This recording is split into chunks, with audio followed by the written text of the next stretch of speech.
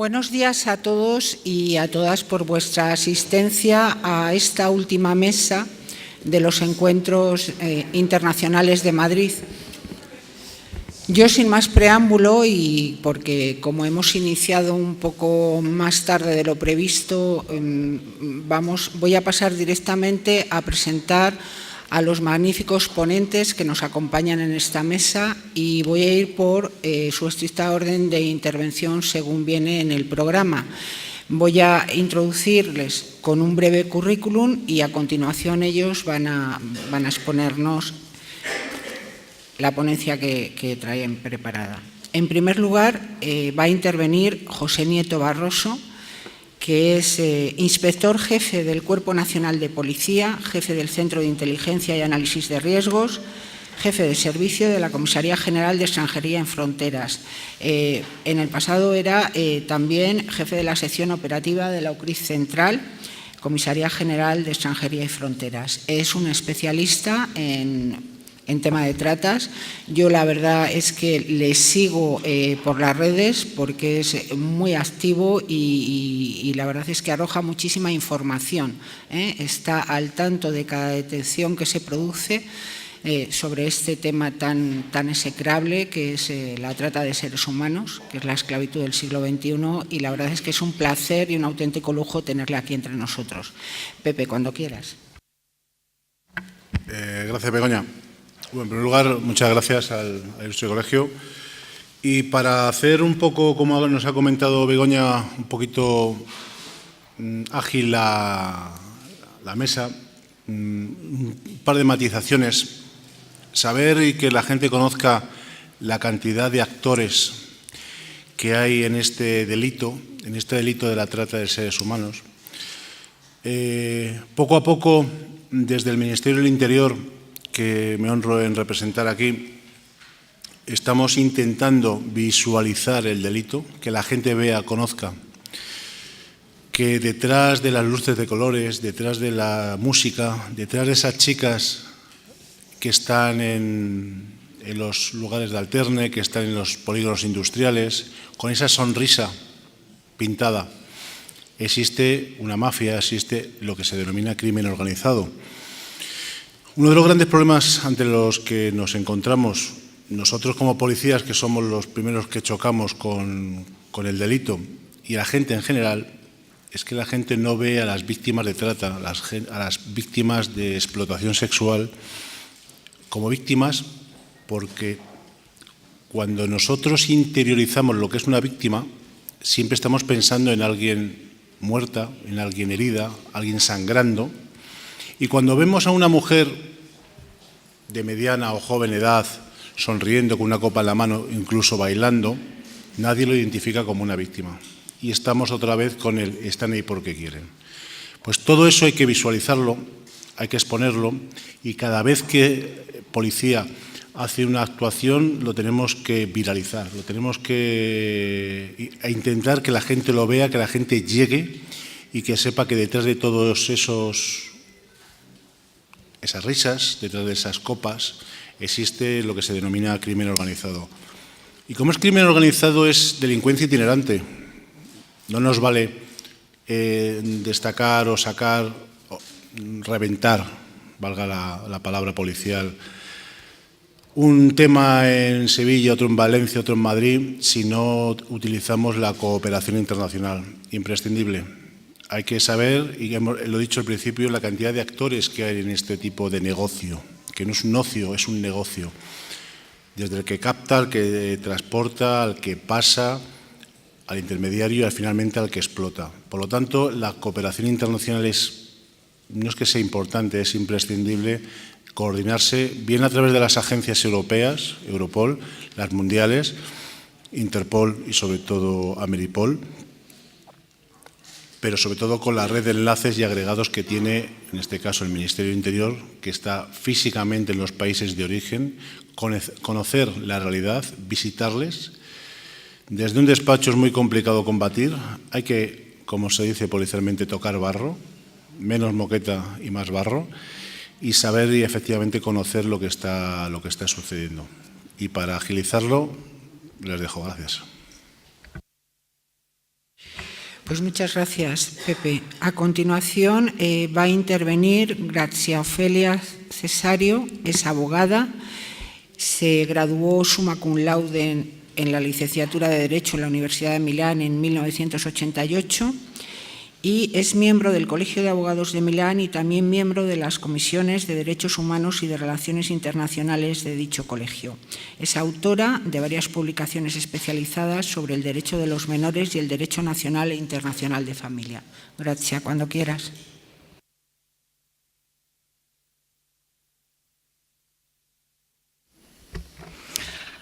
Thanks a lot for inviting my bar association. My president sends you his best regards. And also I would like to thank the Illustre Collegio de Advocados for the opportunity to close this very important meeting on the topic of human rights. For me, as a lawyer specializing in children defending and representing children, is extremely important. Now I'm going to speak about human trafficking, and in particular trafficking of women and children in Italy. As you know, the phenomenon of human trafficking in Italy is huge. Italy has been destination for migrants in the last few years, and the number is growing constantly in the past. To give you an idea of the migrants, in 2016 we have 180,000 migrants. Last year, in 2017, the number is decreasing because we have only 120,000. What's happened for this drop? We have the Minniti Decree and the Memorandum of Understanding concluded between the Italian and Libyan governments on February 2017. And this is the cause, it seems to be the cause for this drop. Furthermore, the legitimacy of this Memorandum of Understanding is now under consideration because the agreement was considered without the involvement of the Parliament. So for this reason, now this memorandum has been brought in front to the Constitutional Court. Something about of course, we are speaking about the migrants, so we are speaking about human trafficking and smuggling of migrants, so they are together in this. The percentage of unaccompanied minors in the term remain the same, 12 to 14%, and 93 are boys, 7 are girls. The women are quite 7%, so most are, of course, men. But it's really interesting, very interesting, if we are speaking about human trafficking, the story of women. The women come mostly from Nigeria and Syria in 2000 last year. Of course, for different reasons. The women that come from Syria, they escape from war and they came with their family. From Nigeria, they come only for sexual exploitation, only. Not only, but of course, it's not completely the majority. When they arrive, the age are from 13 to 24, so they are really very young. And when they arrive in Italy, they declare that they have majority age because they want to avoid the controls, which is the indicator that they are involved in human trafficking. They don't have parents, they have no cultural education, and they very often they declare that they didn't pay anything for the trip. So for us, it's really indication.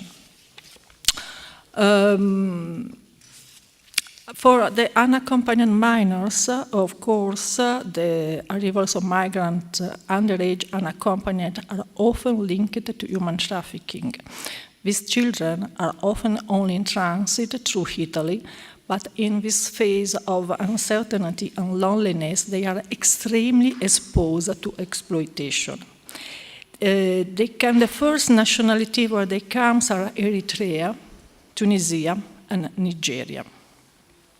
So this is the other number, the complete number, but if we think that the people are put under protection, we can consider that the number is not very high. We have, for the data collected by the Department for Equal Opportunities, which is the institution charged with the observation and intervention in this matter, we have only 1,000 put under protection. 100 were men, and 100 are minors, and 900 are women. So sexual exploitation, the main issue that affects minors involved in human trafficking. 50% of these are sexually exploited. Even to the nationality of victim Carvari, sexual exploitation in Italy involves especially Nigerian and East European young girls. Not surprisingly, with the minor victims of trafficking, the first three origin countries are Nigeria, 70%, Romania 8%, Bosnia 3%. However, other issues can be relevant at national level. 5 minors are labor exploited, 5% minors are labor exploited, 10% are involved in illegal activities such as drug dealing, and 4% are forced into beggary. The fact should be related to the larger criminal framework, since human trafficking constitutes the third source of income of Italian criminal organizations after arms and drug trade. To give an idea of the dimension of this profit, the worldwide income from human trafficking was estimated by the United Nations at $35 billion for years. So this is the percentage. And I can speak something about which is our law. At supranational level, beside the European instrument, Italy is bounded by the United Nations Convention on the Right of the Child. It also ratified the Palermo Protocols, 3 protocols adopted to implement the Convention against transnational organization crime, focused on the prevention and suppression of trafficking in persons, especially women and children, smuggling migrants, and arms trafficking. So, first of all, at the national level, for human trafficking is a crime enlisted in the penal code, and the penalty is from 8 to 20 years.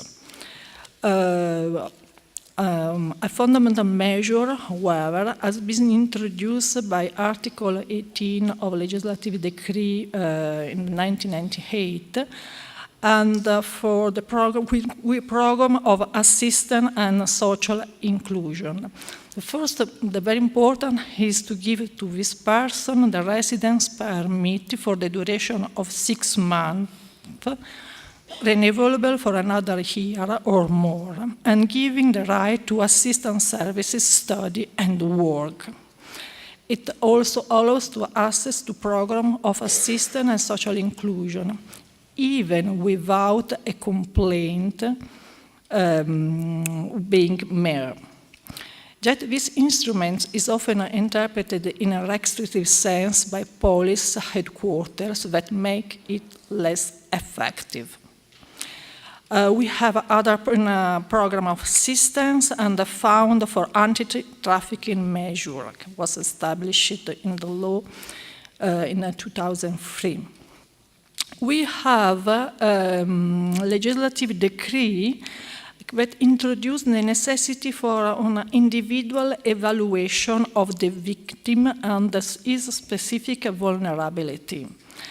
And we have, in this decree, introduced some training modules on human trafficking for public officials, and establish the right to compensation for victims. Okay. I want to say something related to the crime of caporalato for the particular aspect of the labor exploitation. It was rewritten in 2016. This crime is a very peculiar one, strictly linked to social and economic conditions of some parts of Italy. And it's named by the figure perpetrating the heart of caporals. So exploiting the labor exploitation is a crime for us, and we have and the crime is 1 to 6. Yes, 1 to 6 years of incarceration and a fine between 1,000 and 5,000 euros.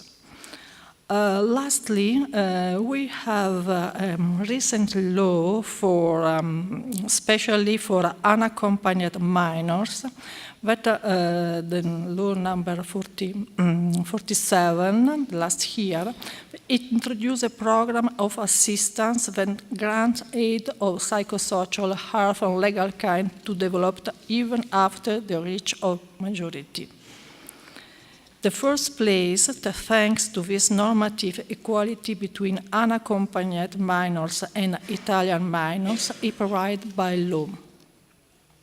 Furthermore, methods and procedures of age inspection and identification are established, with the presence of cultural mediation through the procedure. The discipline regarding residence permit for foreign minor is simplified, and the minor can directly apply for it despite the appointment of the guardian. We have a specific program of assistance for the victim of human trafficking, and the solution can continue even beyond the age of majority. Moreover, we have a national anti-traffic plan that has been established for the period of 2016 and 2018. It is built upon four strategic areas: prevention, penal proceeding, protection, and partnership, enforcing the first system to give attention to vulnerable victims such as minors. In particular, it absorbed the standard procedure for minors protection, the instrument of identification, sub-evaluation of risk and sensation internationally promoted. The part of identification is a very important one. A report from Save the Children has shown how minors, especially Nigerian girls, are prepared to face first control in Italy in order to avoid the reception in centers and programs for minors. In those cases, the level of control is much higher, and so very difficult in getting in touch with the exploiters who organize their escape to start working. In conclusion, I would like to highlight how important it is for us lawyers, for our duty of social responsibility, to keep in checking the phenomenon, even with conferences like this one, because it is the most important role of the lawyer, defending human rights. Thanks.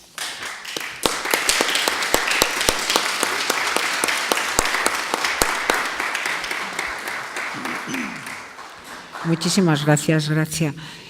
A continuación va a intervenir Óscar Cruz Barney, es expresidente del Ilustre y Nacional Colegio de Abogados de México, es colegiado del Ilustre Colegio de Abogados de Madrid y es investigador en la Universidad Nacional de México. Cuando quieras, Óscar. Muchas gracias, muy buenos días. Gracias a mi colegio, el Ilustre Colegio de Abogados de Madrid, por esta invitación a participar con ustedes. Gracias a todos ustedes por estar en sábado a estas horas de la mañana y que sean más allá abajo que aquí arriba. Gracias por estar aquí. Voy a dar un panorama sobre la trata de personas con fines de explotación sexual y laboral en el caso mexicano y particularmente en la región de Norteamérica.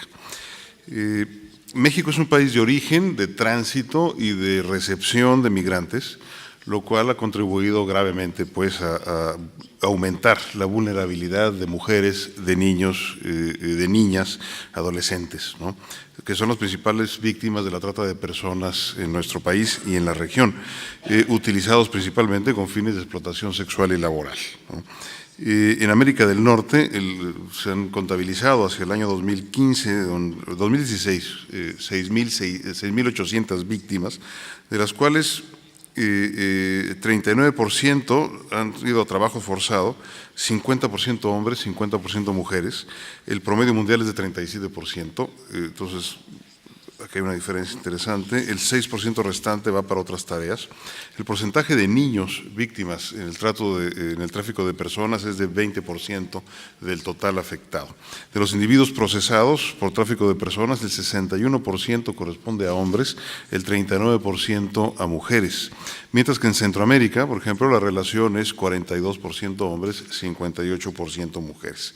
La mayoría de los flujos de tránsito de personas en la región de Norteamérica, Canadá, Estados Unidos y México, corresponde a un tráfico que se denomina de corta distancia, es decir, es un tráfico transfronterizo entre los tres países, si bien hay algo de tráfico que viene cubriendo largas distancias de 3.500 a 7.000 kilómetros provenientes de 90 países distintos que llegan a la región. En el caso de México, el tráfico básicamente se enfoca a centroamericanos y a sudamericanos que ya sea que se queden en México o van a los Estados Unidos.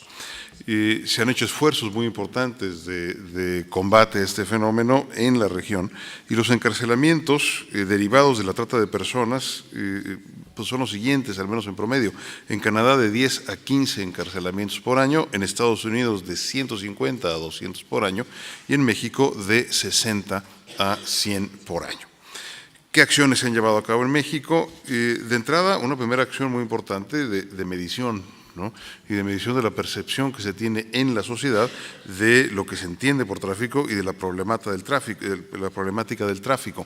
En el año 2014 se hizo una encuesta nacional organizada por la Cámara de Diputados en materia de seguridad, en donde las preocupaciones de la población mexicana, o el 59% de las preocupaciones de la sociedad mexicana tienen que ver con la inseguridad y el crimen organizado. Los temas económicos se ocupan en conjunto, en segundo lugar, con un 22%, y la educación con un 4%. México es parte del Protocolo de Palermo del año 2003 y desde la adopción del Protocolo de Palermo se han impulsado una serie de acciones muy importantes. De entrada, se publica en el año 2012 una ley general para prevenir y sancionar y erradicar los delitos en materia de trata de personas, un sistema de protección y asistencia a las víctimas. Se instaló una comisión intersecretarial para prevenir y erradicar los delitos de trata de personas. Se adoptó la campaña Esta Corazón Azul. Se emitió una ley general de víctimas. Se creó además una fiscalía especializada para la persecución de este delito. Se estableció un sistema que se conoce como Alerta Amber, que hay que decir que funciona bastante bien en México, y se creó un directorio nacional de centros de atención de víctimas de violencia contra las mujeres y trata de personas.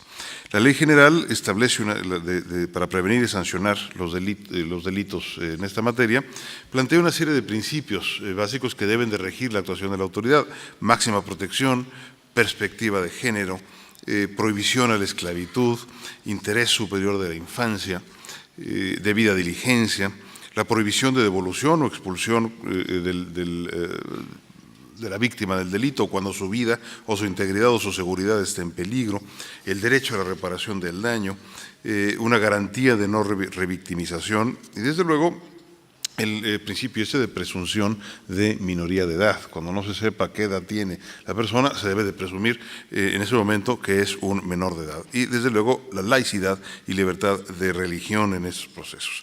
La ley nos va a dar una serie de definiciones se podrá estar o no de acuerdo con ellas, pues, pero define esclavitud, define la condición de siervo, siervo por deuda, siervo por gleba, el tema de explotación sexual y prostitución, explotación laboral, trabajos forzados y servicios forzados, mendicidad forzosa, cuál es un problema serio en el caso de México, la utilización para menores en actividades delictivas. Desde luego, la utilización también del matrimonio como un mecanismo o una vía de explotación.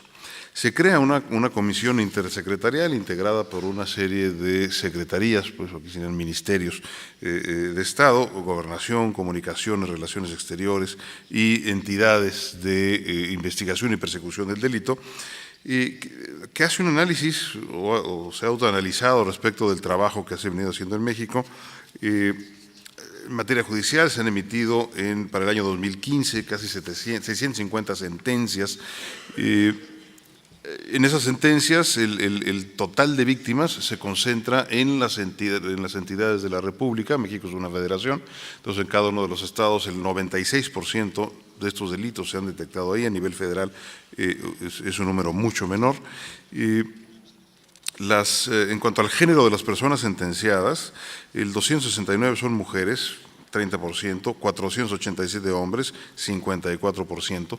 Esto es interesante porque al inicio hablaba de que los porcentajes de sentenciados eran casi 50-50 en la región. En México se observa una diferencia mayor, digamos, hacia los varones como sentenciados por estos delitos. En cuanto a la nacionalidad de los sentenciados, en la región se repite una tendencia en el sentido de que suelen ser nacionales los sentenciados, es decir, es un delito organizado por la delincuencia nacional o de los tres países y así han sido pues perseguidos y detenidos. Se adoptó la campaña Corazón Azul, que México fue el primer país en echarla a andar, una campaña de la Oficina de Naciones Unidas contra la droga y el delito, con una serie pues de difusión de información y de acciones de concientización. Se expidió en México también la Ley General de Víctimas, una ley que buscó armonizar de alguna manera la práctica interna mexicana con tratados internacionales, donde se incluyen diversos mecanismos para garantizar o intentar garantizar los derechos de las víctimas. Se crea un registro nacional de víctimas, se establece un fondo de atención, ayuda de emergencia y reparación integral y se busca garantizar la asesoría jurídica de las víctimas. Y esto es interesante en términos del papel de los colegios de abogados. En México no existe el turno de oficio como tal, sino que la defensoría está en manos de un grupo de abogados, digamos, del Estado, que son los defensores públicos financiados directamente por el Estado, y los colegios de abogados tienen una participación a través de esquemas de responsabilidad social y trabajo pro bono, que se hace un trabajo muy importante por la abogacía organizada y en donde aquí se juega un papel también destacable. Se creó esta Fiscalía Especializada que mencionaba al inicio, se crea esto en el año 2008 para combatir los delitos de violencia contra las mujeres y en donde la Fiscalía pues, ha trabajado con un número importante de denuncias, ha recibido de 2008 a 2017 casi 750 denuncias que involucraron a 1.036 víctimas solamente en el caso mexicano. Los casos de desaparición forzada se registran básicamente en Ciudad de México y en algunos en Tamaulipas, en el estado de Guerrero y en el estado de Oaxaca, con una mayor presencia. Mencionaba el tema del programa AMBER, o de alerta AMBER. Alerta AMBER es una alerta de desaparición que funciona bastante bien, en donde se lanza esta alerta a través de redes sociales, a través de una aplicación que desarrolló el gobierno de la Ciudad de México, que se lleva en los teléfonos celulares, que sirve para avisarnos cuando va a haber un terremoto, pero también se recibe información de alerta AMBER con la fotografía del desaparecido o de quien está siendo buscado, dónde se le vio, quién se piensa que se lo llevó, etc. ¿no? Funciona bastante bien el tema de la alerta AMBER. Se creó también, finalmente, un Directorio Nacional de Centros de Atención a Víctimas que está trabajando bastante bien. ¿Qué pasa aquí con la Comisión Nacional de Derechos Humanos? Bueno, la Comisión juega también un papel importante, sobre todo en su relación con las autoridades de investigación, y ha hecho un trabajo de medición también, pues que básicamente concuerda con las cifras generadas a nivel regional. La Embajada de los Estados Unidos en México suele emitir una serie de reportes sobre cómo funcionan esos programas en México y sobre la situación del delito en México, y justamente el año pasado, en 2017, emitió este reporte sobre tráfico de personas en México. Señala: el Gobierno de México ha condenado a más tratantes que el año anterior, léase 2016. No obstante, se señala en el informe de la Embajada, el Gobierno no cumplió con las normas mínimas en varios ámbitos. Complicidad de las autoridades, que sigue siendo un grave problema, sigue todavía quedando como materia pendiente de combate efectivo. La prestación de servicios especializados a las víctimas de trata, y el tema de la necesidad de un mayor número de albergues para estos procesos. Constantemente se informa sobre la complicidad generalizada de autoridades. Si bien no hay informes, reporta el estudio de la Embajada sobre enjuiciamientos a autoridades involucradas. Y finalmente, pues, señalar que México está en una situación muy particular. Somos el vecino del gran destino mundial de migración, ¿no? Somos el vecino de la meca económica, y por lo mismo se tiene que trabajar arduamente en estos procesos de combate, de asistencia, de trata, de retorno adecuado de los menores. Y con eso termino. Muchas gracias.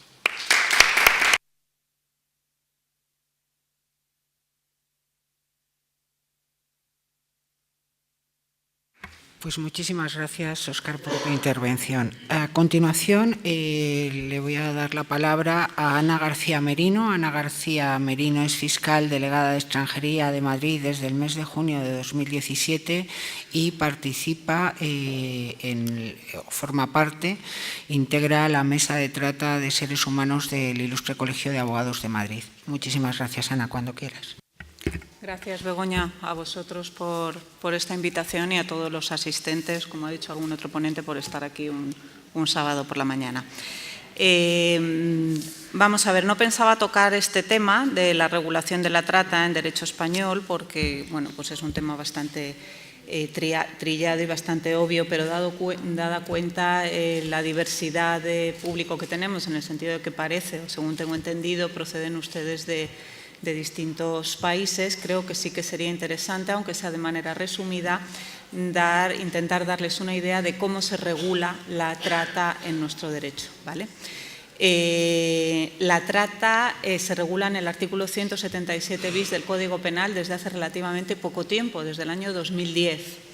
Antes, para castigar estas conductas, teníamos que irnos a otro tipo, ya que era un subtipo agravado del delito de inmigración ilegal, del artículo 318 bis.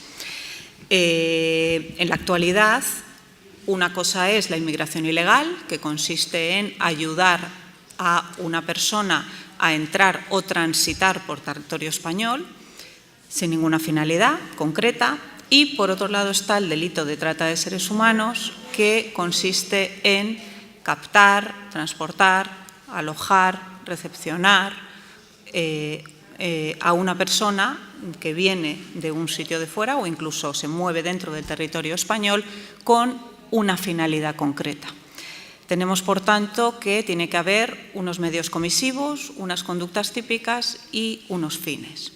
Medios comisivos, ¿cuáles son? Tiene que haber, para conseguir que esa persona venga a España, vamos a hablar del caso típico de víctima que viene de fuera de España y llega a España, pues tiene que haber un engaño, una violencia, una intimidación, un abuso de situación de necesidad o vulnerabilidad de la víctima, o, esto se ha introducido recientemente en una reforma operada en el año 2015, un pago de dinero a una persona que tenga el poder sobre esa víctima, ¿no? La mayor parte de los casos, al inicio, en la fase de captación, en el país de origen, lo que concurre es un engaño en el 90% de los casos, ¿no? A estas mujeres, hablo de mujeres porque principalmente las víctimas de trata, aquí por lo menos en España, son mujeres, se les promete un trabajo que no tiene nada que ver con la prostitución, ¿no? En la peluquería, tratándose de víctimas nigerianas, servicio doméstico, camareras, hostelería, etc. Una vez que llegan aquí, hay otros medios comisivos. Ya entra en juego el vudú, en el caso de las víctimas nigerianas, la violencia pura y dura, en el caso de las víctimas de países del este, sobre todo rumanas.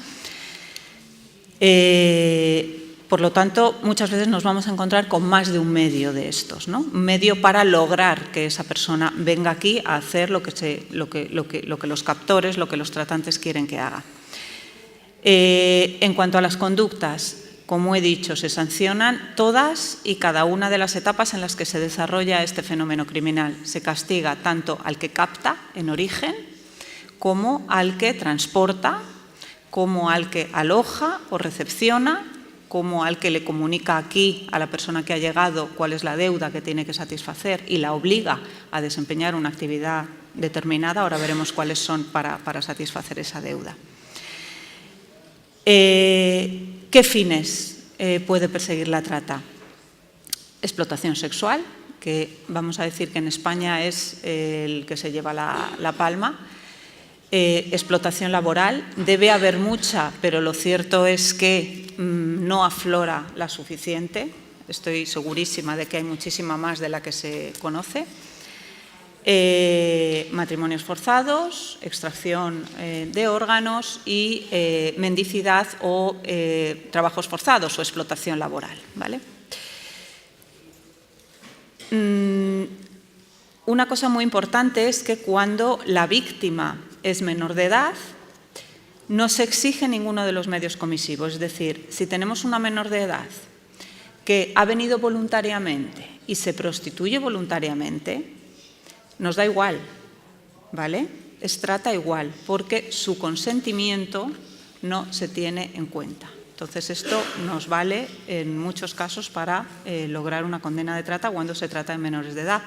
Yo tuve un juicio una vez, que era de una chica rumana, que los padres habían aceptado que se viniera con su supuesto novio. Ella había venido voluntariamente, se había enamorado de él, incluso se habían llegado a casar aquí. Pero quedó acreditado que había venido con él, quedó acreditado que aquí él todos los días la llevaba a una determinada zona de Madrid a prostituirse, la vigilaba, la controlaba, recaudaba el dinero que ganaba y logramos una condena por trata, aunque la chica en el juicio dijo que lo hacía porque quería y que estaba enamorada de él y que era su marido y que era lo que hacía porque quería, ¿vale? El delito de trata, en nuestro derecho, la pena básica con la que está castigada es de 5 a 8 años de prisión, pero hay una serie de agravaciones que hacen que esta pena suba de 8 a 12 años, que son cuando la víctima es especialmente vulnerable, cuando se pone en riesgo su vida o integridad física, ¿vale? Es el caso de víctimas procedentes de África cuando se les hace cruzar el estrecho en patera en unas condiciones, bueno, pues que claramente ponen en riesgo su vida o integridad física, cuando los hechos se cometen por autoridad o funcionario público y cuando se cometen en el seno de una organización o grupo criminal, ¿vale? Aquí nuestro derecho abre la mano y no solo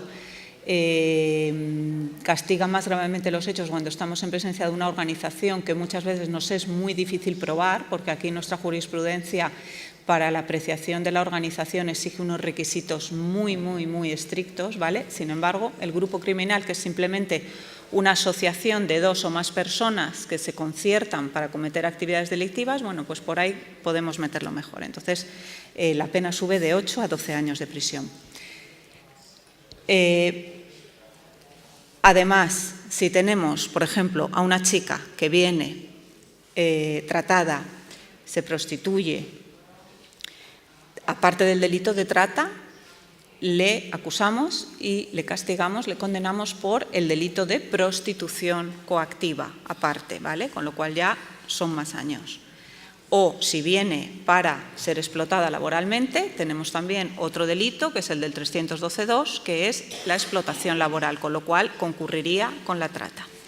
Y luego, si la víctima procede de un país extracomunitario, hablo principalmente, porque luego hablaré del tema de las víctimas, pero la mayor parte de las que tenemos para explotación sexual son procedentes de Nigeria, en ese caso también tendríamos el delito del que he hablado al principio de inmigración ilegal del artículo 318 bis, porque independientemente de la trata, las ha ayudado a entrar en territorio español burlando todos los requisitos que la legislación española pone para ello, ¿no?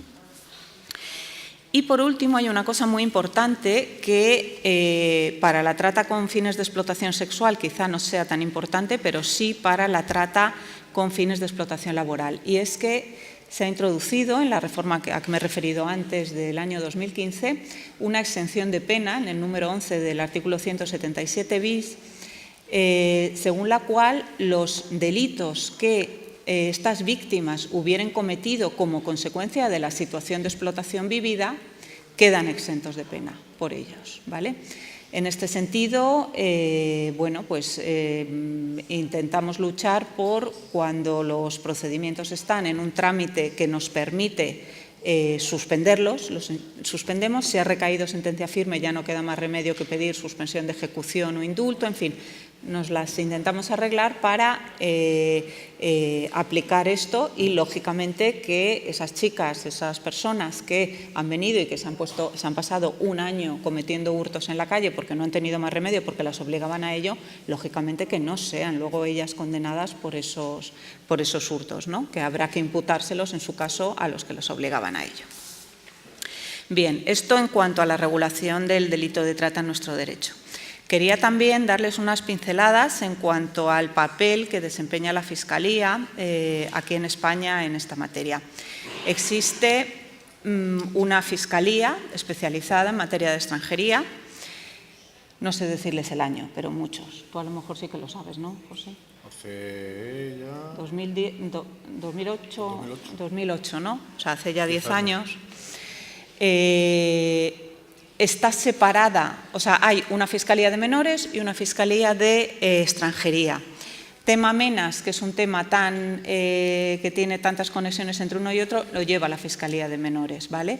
Con lo cual, en Fiscalía de Extranjería lo que nos centramos es en los delitos estos, ¿no? Inmigración ilegal, trata de seres humanos, prostitución, etcétera. Lógicamente, cuando hay una víctima menor de edad, que por un lado puede ser MENA, menor extranjero no acompañado, pero al mismo tiempo puede ser víctima de trata, sí que hay una absoluta coordinación entre ambas fiscalías. Esta Fiscalía Especial de Extranjería depende de la Fiscalía General del Estado y, a su vez, tiene como para ayudar en cada provincia de España un fiscal delegado de extranjería. Yo soy la fiscal delegada de extranjería de Madrid, pero hay otro en Guadalajara, otro en Barcelona, otro en Sevilla, etcétera, etcétera, ¿vale? Y yo, concretamente en Madrid, trabajo con otras 2 personas, entonces entre las 3 llevamos todos los asuntos de este tipo que hay en los juzgados, ¿vale? La Fiscalía de Sala, digamos que se encarga más de recibir noticia de todos los asuntos por parte de Policía y Guardia Civil, hacer un control de lo que se lleva, asistir a reuniones, tal, y nosotros, pues nos encargamos más del trabajo de campo, lo que es acusar por estos hechos, ir a juicio, etcétera, etcétera.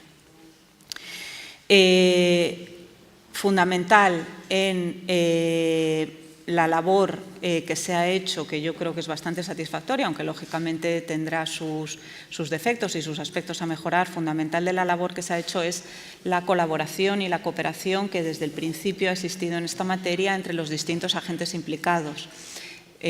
Hablo fundamentalmente de Fiscalía, Policía y ONGs. Luego hablaré un momentito del papel de las ONGs, que es muy importante en esta materia.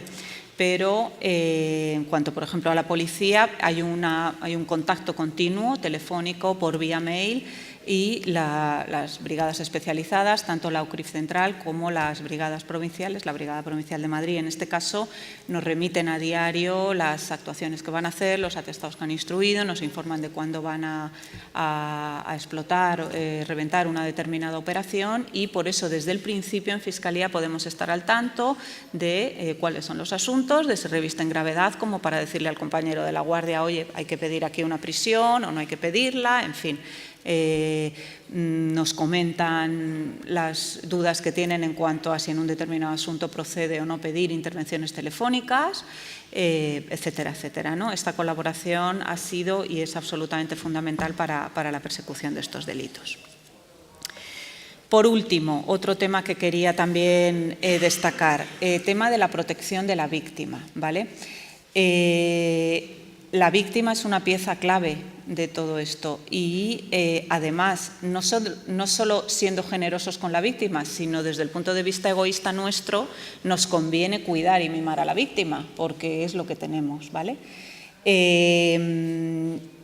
¿Cuál sería el mejor modo de proteger a la víctima? Que no tuviera que estar en el procedimiento, eso está claro. Pero yo reconozco que a mí, por más que en todos los foros y por más que todo el mundo me dice que aquí hay que luchar por conseguir condenas sin la declaración de la víctima y tal, la experiencia y la práctica me enseña que la declaración de la víctima es fundamental y que al final tienes que contar con la declaración de la víctima, no solo con la declaración de la víctima, pero es una parte fundamental. Con lo cual, si no podemos prescindir de la víctima, lo que tendremos que hacer es mimarla, es protegerla para intentar que nos ayude, ¿vale? Nos ayude en el sentido de que se encuentre protegida, se encuentre a gusto y nos ayude a conseguir la condena.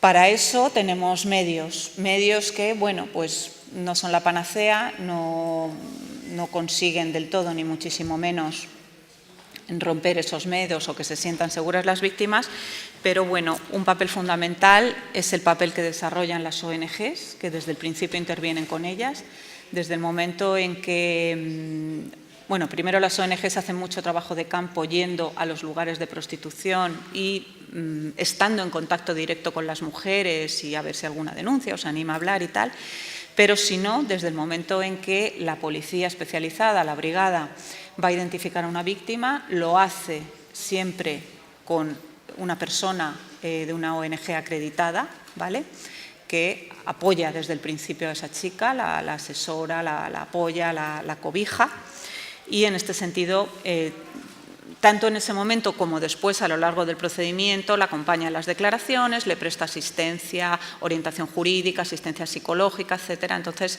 es un papel absolutamente fundamental el que desempeñan las ONGs. Otro medio, ocultar sus datos en los procedimientos. Tenemos, bueno, tanto una ley de protección de testigos y peritos, como más recientemente, me parece que es del año 2014, el Estatuto de la Víctima. Lógicamente se prevé que estas mujeres son declaradas testigos protegidos ya desde comisaría, luego hay un auto del juzgado de instrucción que las declara también testigos protegidos, no figuran su nombre, ni su domicilio, ni sus datos en ningún momento, en ningún lugar del procedimiento. A ver, esto es un poco por su seguridad, es subjetivo.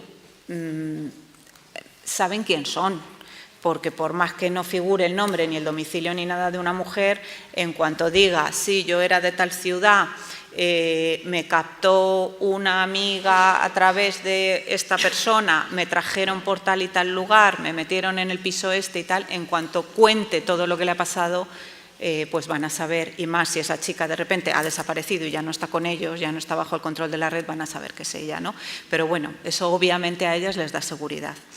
Se han hecho esfuerzos en nuestro derecho en los últimos tiempos. Cada vez los juzgados de instrucción se van mentalizando más de esta necesidad de proteger a la víctima.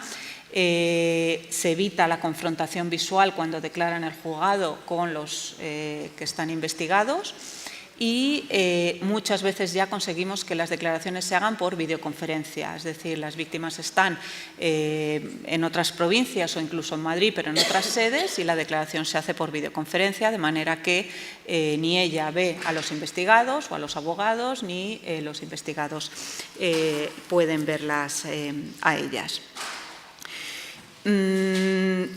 Una manera fundamental de protegerlas es hacer la denominada prueba preconstituida, digo yo que la tendrán en todas las regulaciones, en todos los derechos, y es que a fin de evitar que declare más de una vez o que declare más veces o sobre todo por si en el momento del juicio esta persona no va a estar, La declaración se le hace en el juzgado de instrucción y se hace con una serie de garantías legales, una serie de requisitos que exige el derecho español, de tal modo que esa declaración, en determinados supuestos, que luego les diré, va a valer en el acto de juicio oral. En esa declaración, lógicamente, tiene que estar el juez de instrucción, secretario judicial o iletrado de la Administración de Justicia y las partes, es decir, el fiscal, los abogados y los investigados. Tienen que estar preciso, tienen que haber sido citados por lo menos, ¿no? Otra cosa es que luego los investigados, si están en libertad, no quieran ir, pero tiene que habérseles dado la oportunidad de que asistan. Entonces, esa declaración prestada en el juzgado de instrucción con todas esas garantías nos va a permitir en el acto de juicio que la víctima no tenga que declarar en el juicio, sino que se vea, esa declaración es grabada, vemos la declaración y tenga plena validez a efectos probatorios para fundar una condena. Ahora bien, todavía no hemos conseguido el último paso, que es que esta declaración valga absolutamente en todos los casos. Es decir, aunque a la víctima la tengamos localizada en el momento de juicio, se pueda dar por reproducida esa declaración. Sería, lógicamente, la manera de evitar que esta chica tuviera que declarar 1001 veces. No, por ahora nuestro derecho solo nos permite dar validez a esta declaración si la víctima no puede asistir al acto de juicio por fallecimiento o por estar en paradero desconocido, ¿no? Que sucede en muchas ocasiones. Pero lo ideal sería que pudiera ser en todos y cada uno de los supuestos. Y con esto acabo. Yo creo que ya... una cosa les quería decir acerca del tipo de víctimas que tenemos según cuál sea la trata ante la que nos encontramos. Si se trata de una trata para explotación laboral, la mayoría de las víctimas que tenemos son nigerianas y también procedentes de países del este. Los métodos de captación son diferentes. Países del este, rumanas principalmente, es mucho el método conocido como loverboy, ¿no? El chico que las enamora, les promete el oro y el moro, que vengan aquí con él, que van a tener una vida, que les va a mantener y tal, y se encuentran con otra cosa. En el caso de las víctimas nigerianas, como ya les he dicho antes, es el tema del vudú el que les sirve como amenaza y presión continua. También hay muchas víctimas de países del este, tanto rumanas como búlgaras, bosnias, que vemos que están viniendo para trata con fines de comisión de delitos, ¿vale? Son las que obligan a hurtar y a robar. Y tratándose de trata para la explotación laboral, aunque he dicho que hay muy poquitos supuestos, por lo menos que afloran a la superficie, la mayor parte de las víctimas son bien sudamericanas o bien también de países del este, ¿no? La mayor parte de los casos se les promete un trabajo en el servicio doméstico, se les promete, se les ofrece y llegan aquí y luego se las tiene en una situación de semiesclavitud, ¿no? Trabajando. Tiene que haber a porrones, o sea, a cientos, talleres clandestinos de individuos de nacionalidad china, segurísimo, que sería el caso además típico de trata para explotación laboral, pero ya digo que es absolutamente, o sea, yo no he conocido no hemos llevado a juicio todavía ningún asunto de estos. Intentan destaparse a raíz de las inspecciones que la Inspección de Trabajo hace junto con la policía en distintos establecimientos de todo tipo, o sea, empresas y centros de trabajo de todo tipo, pero solo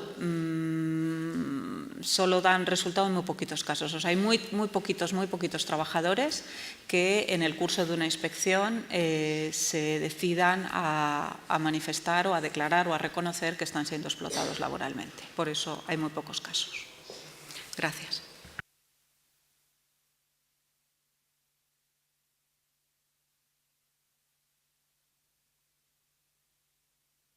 Muchísimas gracias, Ana.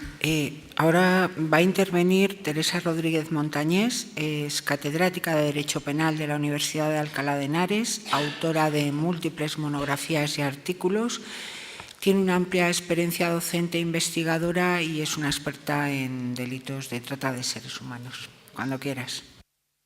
Muchas gracias, Begoña. Muchas gracias al Colegio de Abogados por invitarme a esta mi casa, porque también soy colegiada de este colegio. Y yo voy a enlazar justo con el punto en el que Ana ha dejado la conversación o el debate, ¿no?, con la denominada trata laboral. Porque, aunque este no es el enfoque habitual, ni normalmente lo que tenemos en la cabeza cuando hablamos de trata de seres humanos, cuando yo empecé en este tema hace ya muchos años, la gente me decía, sí, trata de blancas, ¿no? No, ni siquiera en el caso de la explotación sexual es necesariamente trata de blancas. Pero bueno, yo empecé en este tema, pues como todos empezamos, tomando conciencia en principio de ese problema, ¿no?, de lo que ahora denominamos trata de seres humanos con finalidad de explotación sexual.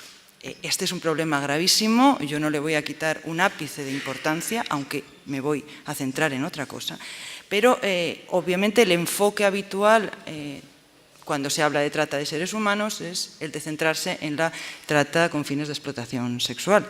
El tema de la trata es algo que desde los años 90 del siglo pasado empieza a estar en las agendas de los gobiernos y de los organismos internacionales. Primero de estos,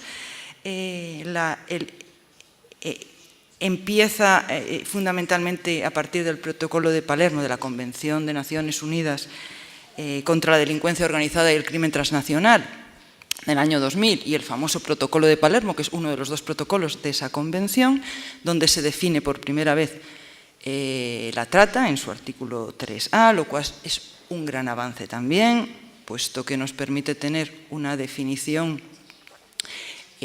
única, homogeneizada, y ese protocolo, cuya ratificación es prácticamente universal, establece la obligación para los Estados firmantes de incorporar la trata como delito a sus legislaciones. Lo que han hecho la mayoría de los Estados es transponer directamente lo que dice Palermo a sus legislaciones, lo cual presenta graves problemas de tipificación, a veces problemas concursales irresolubles, pero tiene la ventaja de que nos permite tener un tipo homogéneo a nivel internacional en el que en prácticamente todos los países se considera trata la misma cosa. Entonces, esto es una gran ventaja. Yo comienzo defendiéndome porque no quiero quitar ni a Palermo ni a todos los esfuerzos que se han hecho por combatir la trata con finalidad de explotación sexual, ni un ápice de la importancia que tienen, que sin duda la tienen. Lo único que yo voy a exponerles aquí muy brevemente es que, desde mi punto de vista, ese planteamiento es como mínimo insuficiente. Es importante, nos ha permitido llegar muy lejos en un sector del problema, pero creo que el enfoque es como mínimo demasiado parcial y no estamos mirando la dimensión global del problema. Estamos centrándonos en algo que, en mi opinión, es la punta del iceberg, sin prestar atención a lo que es el problema en su conjunto. Por eso, y creo que en este desenfoque del problema, o en ese enfoque solo parcial, radica buena parte de la insatisfacción que todos tenemos cuando, ante la dimensión enorme del problema, incluso cuando conseguimos tener sentencias, tenemos siempre tan pocas sentencias. Y esto es algo que a nivel global oímos siempre. Si estamos hablando en cifras contrastadas de unos 40 millones de personas esclavizadas en el mundo, las cifras de sentencias que tenemos en todos los países, incluso en el mejor de los casos, en España hay 40 sentencias en total, desde el año 2010 que está introducido el nuevo tipo, pues esto es a veces descorazonador, desesperanzador, ¿no? Y por eso es por lo que yo creo que hay que reenfocar el problema, o al menos ampliar la mira. Bueno, como decía, desde los años 90 se inicia a nivel internacional, desde el derecho internacional, y desde el derecho internacional dirigido al combate de la delincuencia transnacional, o sea, desde el derecho internacional vinculado con el derecho penal, con la persecución del delito, la persecución de la trata de seres humanos. Derecho internacional y derecho penal. Estos son los ámbitos de actuación en los que nos hemos movido hasta ahora. Ahora bien, en ese protocolo de Palermo al que me refería antes y que es tan importante y del que deriva, entre otros, nuestro artículo 177 bis, que, como antes se ha señalado, fue introducido en el año 2010, ese protocolo de Palermo habla de la trata de seres humanos y si se lo leen, no lo voy a leer aquí porque el tiempo es corto y no tiene ningún sentido que lo lea, pero si se leen el artículo 3A del Protocolo de Palermo o si se leen el artículo 177 bis, verán que lo que se describe ahí es la trata como un proceso. O sea, la trata, por esto creo que es erróneo cuando se dice la trata a la moderna esclavitud. Bueno, esto a nivel de eslogan periodístico puede funcionar, pero realmente técnicamente, lo que técnicamente estamos tipificando y persiguiendo como trata no es la esclavitud en sí misma, porque no es la explotación en sí misma. La trata es un proceso, básicamente, a través del cual las personas, las víctimas, son captadas en su comunidad de origen. Esa comunidad de origen puede ser otro país o puede ser el propio país, porque, por cierto, en España, a raíz de la crisis, tenemos casos de trata interna, detectados, no solo que existan, que sabemos que existen, sino detectados. Bueno, esas personas son captadas en su comunidad de origen, normalmente mediante engaño, porque en el 99% de los casos, frente a la trata transoceánica del siglo XIX, los casos no son personas secuestradas y traídas a la fuerza, existe algún caso sentenciado, pero esto es la excepción. Lo normal es que la persona es captada en su comunidad de origen mediante engaño, porque alguien llega a su comunidad de origen, y normalmente estas son personas especialmente vulnerables, cuyas condiciones socioculturales, económicas y demás no son óptimas. Entonces, normalmente alguien llega y ofrece un trabajo. Este es el método de captación que sucede en el 99,9% de los casos, ¿no? Es el engaño, que luego se constatará, pero en ese primer momento. Alguien llega y ofrece un trabajo, es ese momento de captación. Luego suele haber un momento de traslado de la persona, bien a otro país o bien dentro del mismo país, pero a un lugar distinto de su comunidad, porque se trata de explotar la vulnerabilidad, y cuanto más desprotegida y más descontextualizada está la víctima, más fácil es luego mantener el control. Tanto esa captación, primera fase, con esos medios, que normalmente suele ser engaño, pero también violencia, intimidación o abuso de situación de vulnerabilidad, con la finalidad de explotación. La finalidad es solo uno de esos tres elementos del proceso, pero la explotación en sí misma ni siquiera tiene que darse para que el delito esté consumado. Esto, que parece una cuestión menor, no lo es. Lo que estoy queriendo poner de relieve aquí es que todo el esfuerzo enorme de la comunidad internacional, de los gobiernos, de los que, porque me incluyo, ¿no?, los que trabajamos a pie de obra con las víctimas y con todo ese enorme esfuerzo que se está haciendo, y ese enorme esfuerzo también económico, se está centrando solo en eso, en un proceso en el cual yo capto a una víctima, la traslado al lugar donde va a ser explotada con esa finalidad de explotación. Eso es la trata. Y ahí se acaba todo ese esfuerzo internacional y nacional, y en eso es en lo que nos estamos centrando. La finalidad de explotación es solo eso. La finalidad del delito, ni siquiera tiene que concurrir para que se dé el delito, y desde luego al explotador que no ha participado en el proceso no podemos considerarle autor de trata de seres humanos. Y insisto mucho en esto porque normalmente esto no se dice. Estamos poniendo todo el foco en el proceso y nada de foco, y esto no es casual, porque cuando yo esto lo he planteado directamente en la ONU, me han dicho que de esto no se habla, que los estándares de explotación son estándares nacionales y que a nivel internacional no hay nada que decir sobre esto. Entonces, mientras eso no esté en las agendas también de los organismos internacionales, lo siento mucho, pero yo en una frase que sé que es muy provocadora y que está diseñada para eso, digo que sin una preocupación real acerca de la explotación y una actuación real acerca de la explotación a nivel internacional, la trata de seres humanos, la lucha contra la trata es solo un eslogan a nivel internacional. Esto es... Por eso he contextualizado lo que quiero decir. Esto es muy provocador, pero creo que es real. Es decir, nos centramos en un proceso cuya finalidad es la explotación, que sin la explotación misma no tiene sentido, porque lo que da sentido al proceso es la explotación. Es decir, el comercio de seres humanos produce unos beneficios, pero el objetivo último de la trata es que esos seres humanos que son comercializados son llevados a los lugares de destino para ser explotados. Sin esa explotación real, el proceso no tiene sentido. Porque a diferencia de la trata transatlántica, de la esclavitud tradicional, en el que había muchos matices también, el económico sobre todo, porque yo creo que ahí está una de las claves del paralelismo entre la moderna esclavitud y la antigua, el papel económico que esto tiene, el papel que esto tiene en la economía real, legal, la del mundo de los negocios legales. En la trata moderna, actual, la del siglo XXI, en la esclavitud del siglo XXI, no hay ningún matiz ni religioso, ni de raza, no. Esto es, y a mí esto me interesa siempre mucho destacarlo, es puro negocio. O sea, esto es sí un crimen internacional y demás, pero es sobre todo delincuencia económica. Aquí de lo que estamos hablando, de verdad, más allá de la superficie de las cosas, estamos hablando de un gigantesco negocio multibillonario, según todas las estadísticas policiales a nivel internacional, el segundo negocio más lucrativo del mundo dentro de los negocios ilegales.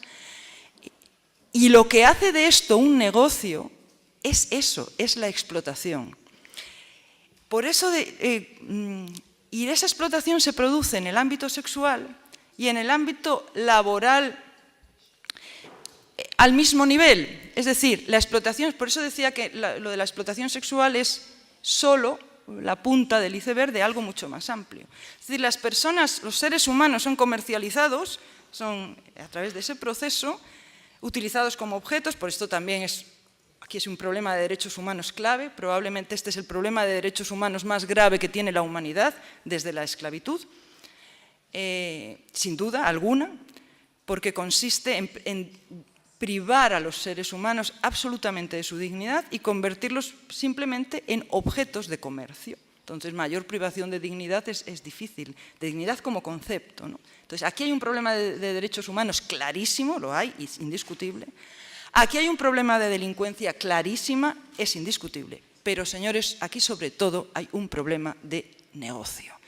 Y esos seres humanos privados de dignidad que son utilizados como mercancía, siento la forma cruda en la que voy a hablar, les aseguro que soy una persona de alta sensibilidad, pues unos son puestos aquí para trabajar en la prostitución, otros aquí para producir camisetas de esas que luego compramos a 2 euros y otros aquí para pescarnos gambas en el Pacífico para que tengamos gambas baratas. Es decir, esta es la dimensión real del problema y es una dimensión sobre todo económica. Tenemos una economía global que descansa en buena medida en el trabajo esclavo o semiesclavo. Es decir, en trabajo en el que la mano de obra tiene coste cero o tendente a cero. Y eso ocurre no solo en terceros países, el gran problema son las cadenas de producción deslocalizadas en terceros países donde los estándares de control de las condiciones laborales son mínimos o tendentes a cero también. Por eso hablo de que aquí no estamos hablando solo de un negocio legal, ilegal, sino también y sobre todo de negocios legales. Es decir, las grandes cadenas, las grandes firmas, pero no solo las grandes firmas, también las pequeñas. Las grandes firmas, sobre todo, tienen cadenas de producción deslocalizadas en terceros países donde los estándares legales de explotación son legales, o sea, la explotación es legal. Por eso digo que o se aborda a nivel internacional el tema de la explotación o lo que están haciendo esas empresas es absolutamente legal, entre comillas. Pero, ¿cómo se está produciendo esa mercancía? Con trabajo esclavo. Ahora bien, y no sé si voy muy mal de tiempo, creo que sí, voy muy mal de tiempo, pues voy acabando. Ahora bien, eso, y por eso me interesa, esto no ocurre solo en Bangladesh, es el último punto que quiero tratar. Eso ocurre también en España. Esto no es un problema solo de grandes multinacionales y de cadenas de producción deslocalizadas, sino también de pequeñas empresas. Y los datos que yo he realizado algún trabajo de investigación de campo, yo sí que tengo algunos datos parciales, datos, porque no tenemos acceso a todos los datos, pero yo lo que sí les y luego podemos volver sobre esto en el coloquio, yo lo que sí les aseguro es que yo tengo constancia de casos en España, aquí en nuestro país, next door, en la construcción, la agricultura, por supuesto el servicio doméstico al que hacía referencia Ana, construcción, agricultura, servicio doméstico, hostelería. En todos esos casos se han detectado, y por supuesto en el sector textil, hay operativos policiales y datos y casos con algún seguimiento en la Fiscalía que luego no han acabado en sentencia condenatoria por una serie de problemas que existen, tanto de persecución como de tipificación, en los que ahora no puedo entrar aquí. Pero créanme que existe no solo en Bangladesh, no solo en terceros países, sino también aquí, aquí en España y aquí en Europa, aquí en el primer mundo, digamos. Bueno, esto es un poco una pincelada general que quería dar, luego en el debate podemos entrar en datos y demás. Gracias.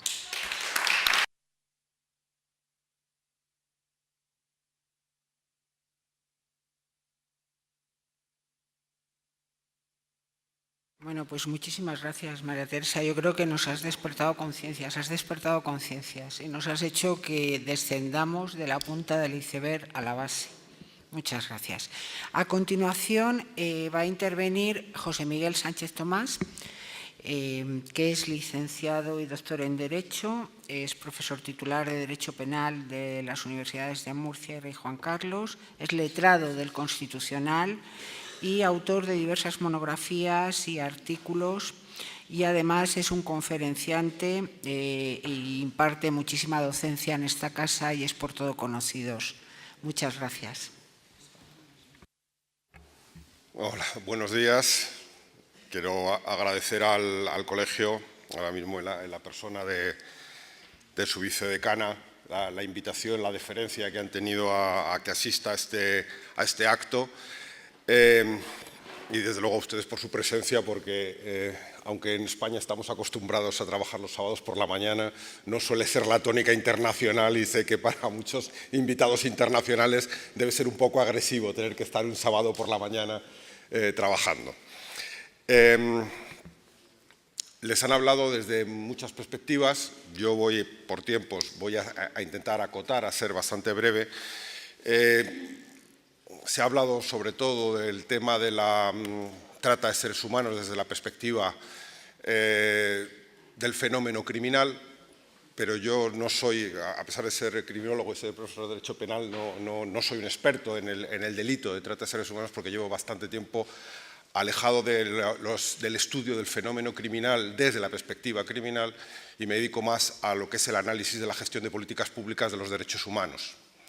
Y es desde esa perspectiva desde la que voy a intentar abordar la realidad del tratamiento en España de las víctimas de trata de seres humanos. Es decir, porque las víctimas de trata de seres humanos pueden ser víctimas a partir de lo que se ha dicho antes, como fenómeno de criminalidad organizada, pueden ser víctimas de los grupos organizados, pero después hay un fenómeno no desconocido, no menor, que es el de la revictimización de las víctimas de trata de seres humanos a partir de la manifiestamente mejorable gestión pública de la atención a las víctimas. Esta es la parte que no ha sido tratada en la mesa y que yo quiero abordar. Podría abordarla desde muchas perspectivas, es decir, hay algunas pinceladas. A mí me preocupa la externalización de la asistencia a las víctimas que se está llevando a cabo por parte de todos los países del mundo. Es decir, que los que nos dedicamos a analizar la gestión pública solemos ser personas convencidas de la bondad de la gestión pública para el tratamiento asistencial. Y aquí, pues bueno, entramos en un problema de déficit serio a partir de la externalización en general. Externalización a través de un fenómeno que no deja además de ser preocupante, porque es la externalización a través de las organizaciones no gubernamentales. Organizaciones no gubernamentales que a su vez lo que hacen es que dejan en manos de profesionales, en muchos casos a través de contratos muy precarizados, la asistencia y la atención. Y esto genera muchísimos problemas en cuanto a la calidad de la asistencia que se va a prestar en materia de derechos humanos, en este caso a las víctimas de trata de seres humanos, pero en general en sentidos mucho más amplios. Después hay un problema también, un segundo problema de crítica, y es el enfoque iba a decir excesivamente, les voy a ser sinceros, exclusivamente policial de la víctima de trata de seres humanos. Las víctimas de trata de seres humanos tienen un doble abordaje, que es el abordaje desde el punto de vista del fenómeno de la extranjería, que en España la competencia la tiene la Policía Nacional, o bien desde la perspectiva de, lo comentaba antes Ana, de testigos en los procedimientos, con lo cual también, ya en este caso, no las unidades de extranjería de la policía, sino las unidades de policía judicial son las que abordan el tratamiento. Por lo tanto, tenemos un tratamiento cuasi exclusivamente policial. Y en el fenómeno, además de la víctima de trata de seres humanos, tenemos un enfoque, y esto es también bastante preocupante, desde el fenómeno de la extranjería. Se ha dicho que, de acuerdo con el tipo penal en España, las víctimas de trata ya no hace falta el fenómeno transnacional, ni siquiera hace falta el fenómeno transeuropeo. Recuerden, para los que no sean entre el público conocedores de la realidad de la Unión Europea, en la Unión Europea tenemos el concepto de ciudadanía del artículo 20 del Tratado de Funcionamiento de la Unión Europea, que garantiza unos determinados estándares igualitarios y, por lo tanto, bueno, nosotros ahora analizamos las cosas desde la perspectiva ya no el que es nacional, sino el que es titular de ciudadanía del artículo 20 del Tratado de Funcionamiento de la Unión Europea y el que no lo es decir, lo que nosotros llamamos los terceros países. Pues fíjense cómo abordamos el tratamiento de las víctimas, que nosotros nos movemos en dos grandes mundos. Cuando analizamos las políticas públicas en relación con la víctima, nos es inevitable ver si se trata de una víctima extracomunitaria o de una víctima intracomunitaria. Si es una víctima extracomunitaria, entonces tenemos un procedimiento de identificación, que es el regulado en el artículo 59 bis de la Ley de Extranjería. Sin embargo, si la víctima es intracomunitaria o es nacional, a los efectos es lo mismo, ya no se puede aplicar el artículo 59 bis.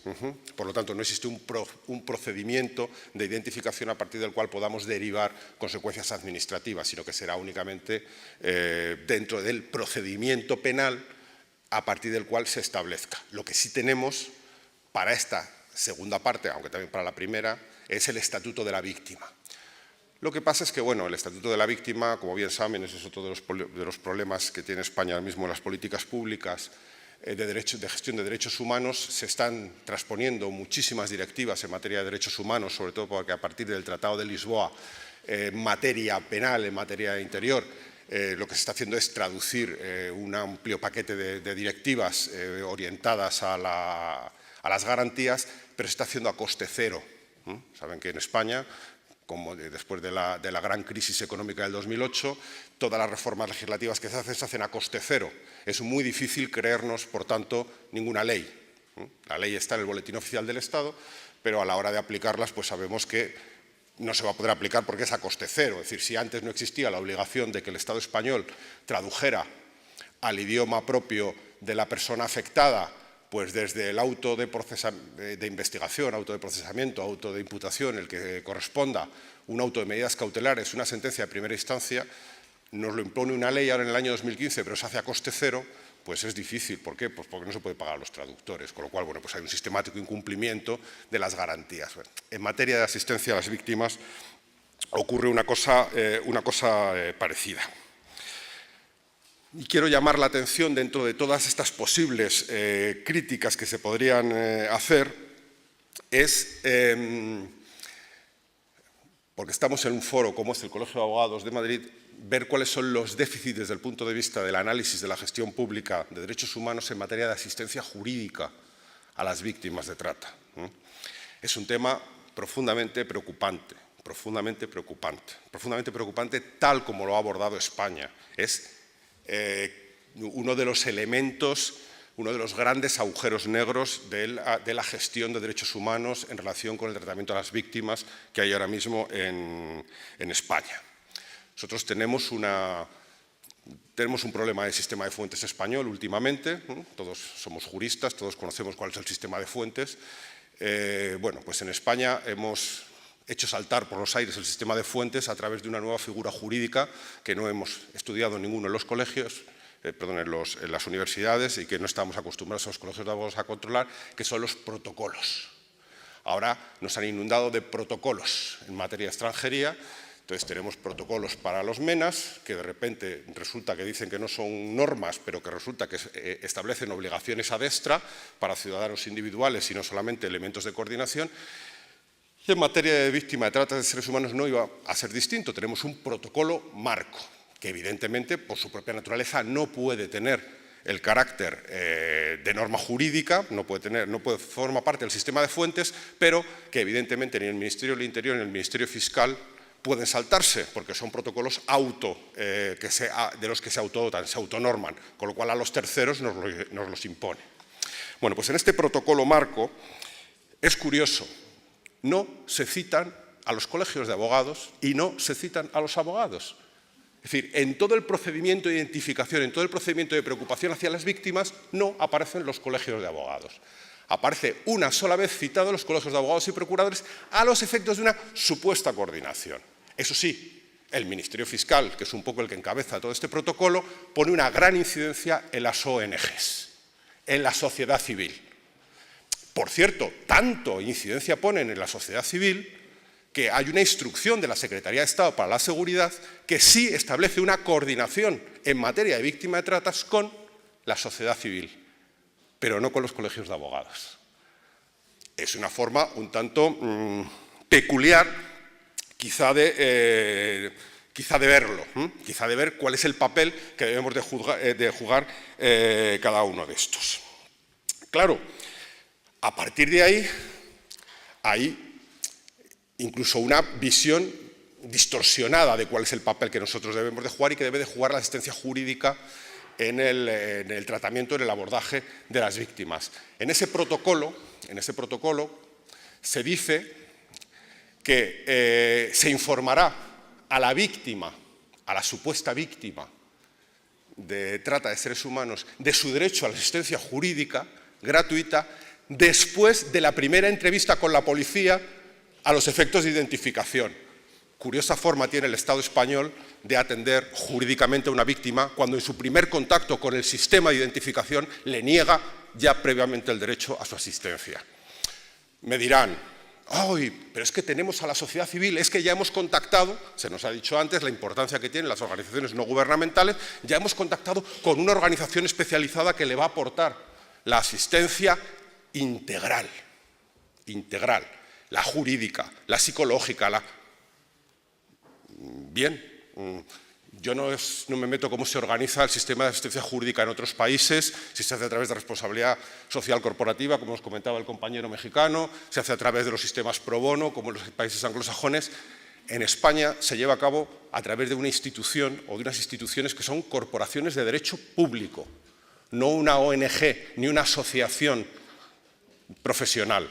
Sí, en España el Colegio de Abogados de Madrid, en el que estamos, es una institución de derecho público, con más de 420 años de existencia, que tiene encargada por ley, por decisión soberana, encargada la misión de dotar de asistencia jurídica gratuita a los ciudadanos que así lo requieran.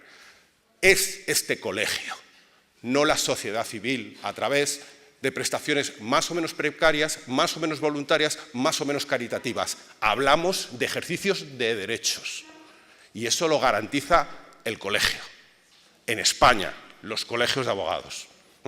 Por eso es tan preocupante que la forma de afrontar lo que ha tenido el Ministerio del Interior y el Ministerio Fiscal, la Fiscalía General del Estado, este tema lo haya sido de una manera tan poco leal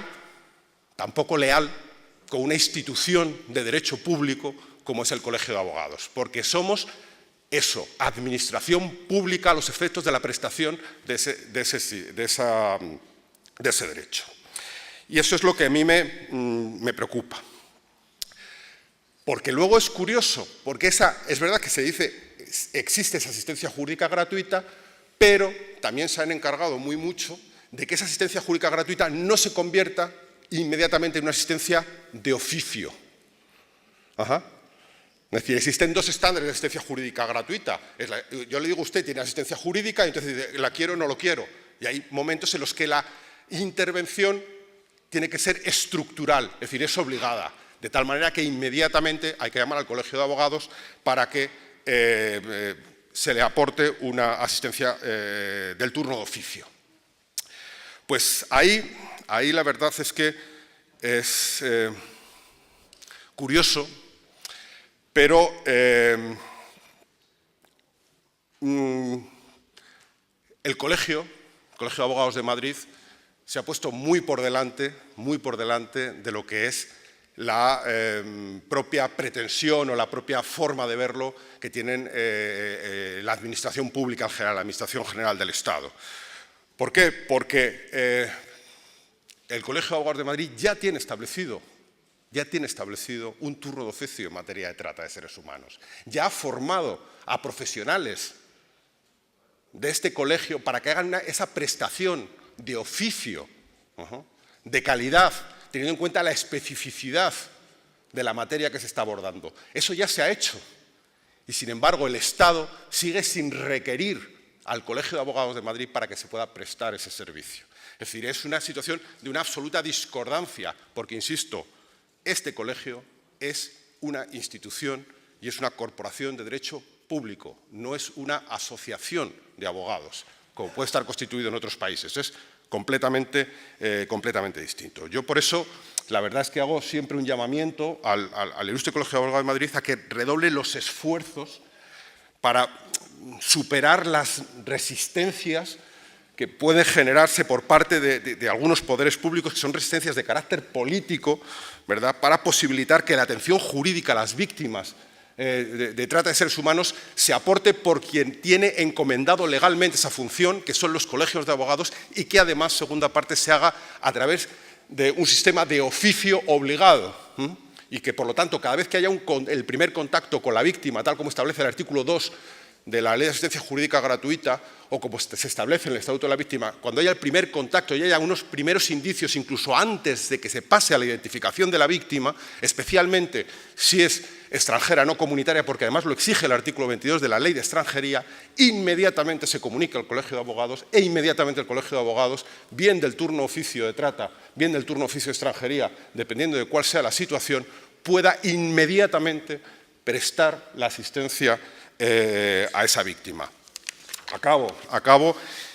Y, hombre, quiero acabar un poco con el I Have a Dream de Martin Luther King, porque yo creo que el nivel, o mi sueño es que pues, el nivel de asistencia jurídica que hemos logrado en relación con la violencia contra la mujer, que en España, en cuanto llega una mujer víctima de violencia machista o víctima de violencia de género, a una comisaría inmediatamente el policía, por protocolo, porque ya tiene sus instrucciones desde la Secretaría de Estado, desde la subdelegación del Gobierno, inmediatamente llama al colegio, y el colegio tiene un turno de oficio especializado en víctimas de violencia de género, inmediatamente le aporta eso para que pueda llevar a cabo, pues intervenir en las órdenes de protección, etcétera, etcétera, pues que ese mismo nivel que hemos logrado se logre con las víctimas de trata de seres humanos. Porque más allá de lo que pueda considerarse técnicamente, la víctima o la trata de seres humanos es, sobre todo, un inmenso delito de violencia contra la mujer. Por lo tanto, ni una garantía menos que cualquier mujer maltratada por su compañero o por su marido puede tener una mujer tratada por un grupo criminal. Y eso es a lo que se niega el Ministerio del Interior y la Fiscalía General del Estado en este país. Gracias.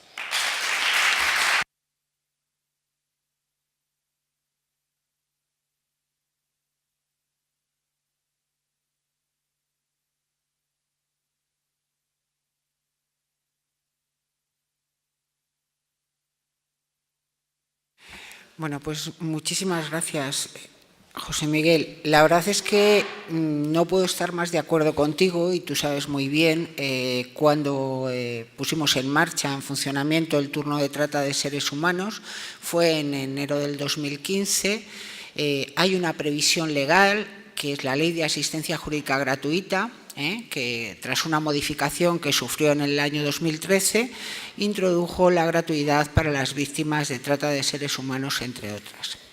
Efectivamente, cuando nosotros creamos el turno de trata de seres humanos, no sin antes haber formado y sensibilizado a todos aquellos compañeros y compañeras que querían darse de alta en ese turno, y además exigiéndoles previamente que tuvieran especialización no solo en derecho penal, sino también en derecho de extranjería, y además sometiéndolos a un examen.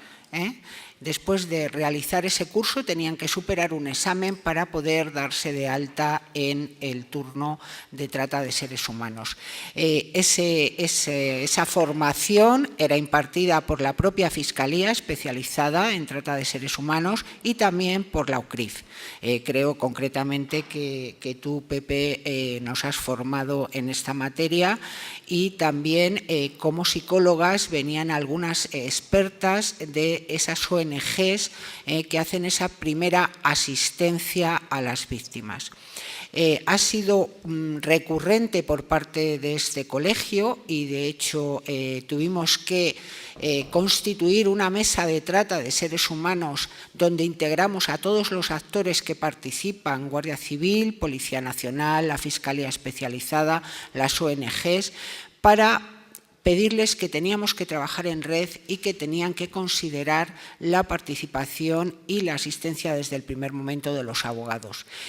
Sé que, aunque no sea muy correcto decirlo en este foro, pero todos sabemos que en algunas ocasiones el miedo que había es que nos encontrábamos que el abogado del tratante acababa convirtiéndose en el abogado de la víctima y la disuadía de que denunciara con amenazas o coacciones.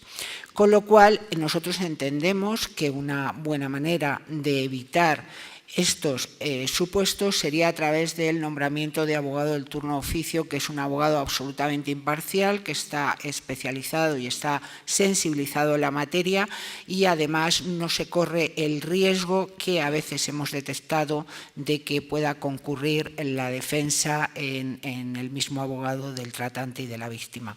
Bueno, pues nos hemos encontrado con bastantes trabas en el camino. Hemos visto y hemos podido observar una resistencia por parte de Fiscalía, por parte de cuerpos nacionales de policía que no asesoran a las víctimas o no les indican que existe un turno de oficio especializado en el Colegio de Abogados y que es gratuito. Y nos encontramos que tampoco a las ONGs les interesa que los abogados del turno de oficio lleven este tipo de asuntos. Yo aprovecho este foro para trasladarlo. De hecho, es una cosa que he hablado con el fiscal general del Estado, con el anterior, y con José Manuel Maza, que además vino a la mesa de trata, porque tú te acuerdas, Ana, que la Fiscalía se negó a asistir inicialmente a esa mesa de trata de seres humanos, y yo hablé con José Manuel Maza y personalmente vino a la mesa a participar y dijo que desde aquel momento la Fiscalía iba a formar parte de nuestra mesa de trabajo. En esa mesa de trabajo lo que intentamos es detectar todas aquellas disfunciones que cada uno en las áreas de nuestras competencias detectamos para poder compartir el trabajo y evitar a la medida de lo posible que haya disfunciones y podamos trabajar en red todos los actores que participamos. Estamos en esta situación. Con el nuevo fiscal general del Estado volví a plantearle esta situación y me dijo que máxima colaboración, y de hecho hoy viene a petición suya a clausurar este acto sabiendo que teníamos esta mesa.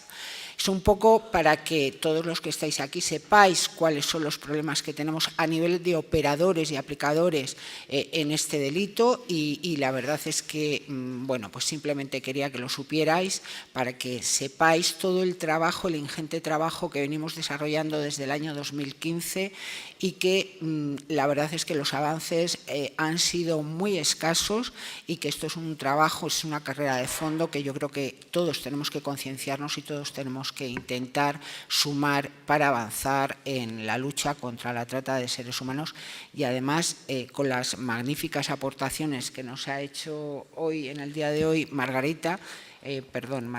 Teresa, que yo además a Teresa he leído muchísimo sus artículos y por eso precisamente quise que estuviera aquí para que nos diera la visión que tiene ella sobre todo este fenómeno. Bueno, pues sin más, yo os voy a dar la palabra por si alguno de vosotros queréis plantear alguna pregunta a alguno de los miembros de la mesa.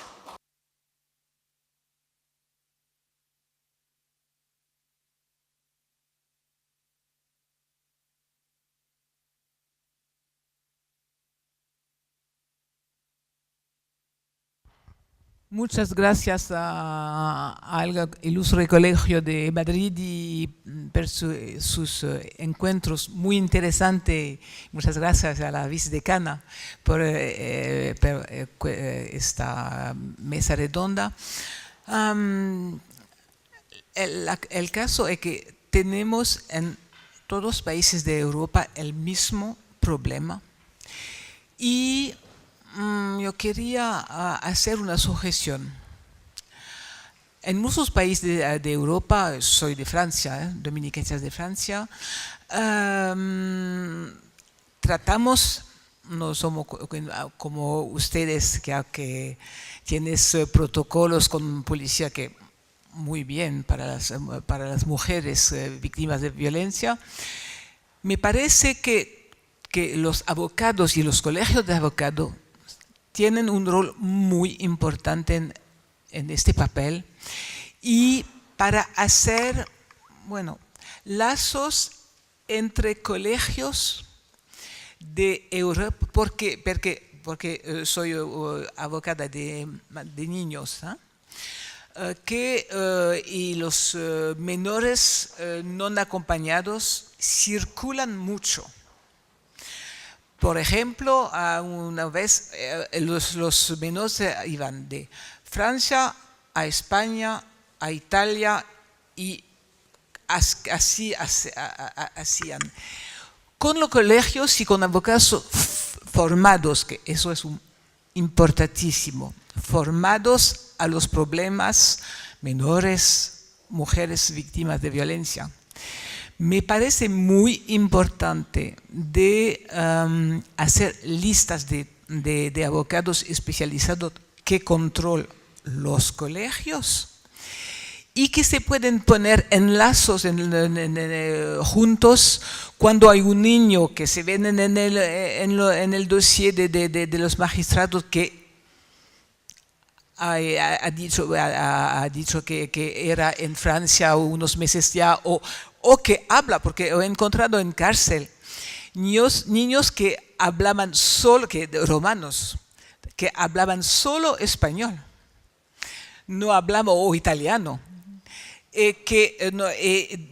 Me parece muy importante que podemos hablar juntos para defenderlos mejor, para reflexionar juntos y también para hacer avanzar los problemas que todos los colegios tenemos en este caso, para que las víctimas del inicio, porque en Francia es lo mismo, la víctima no tiene abogado cuando está interrogado por la policía. Llegamos mucho más tarde o no llegamos. Entonces, pienso que tenemos de reflexionar juntos y con los colegios para que ellos hacen el lazo. Eso es mi impresión. Gracias. Pues muchas gracias, Dominique. Lo tendremos en cuenta. Una palabra más.